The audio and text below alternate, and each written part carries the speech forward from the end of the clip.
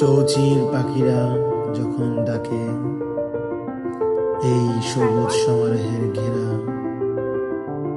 এই অন্তনীড়ের মাঝে যখন হারিয়ে যেতে মন চায়, তো একটুকু সুখ যেন এসে ঘিরে ধরে আমায়।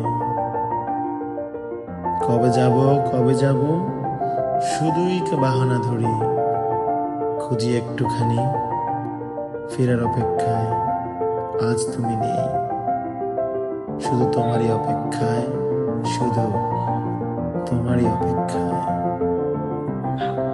কখন আসবে তুমি, কখন পাবো আলিঙ্গন, কখন তোমায় পাবো এই চিরসবুজের মাঝে।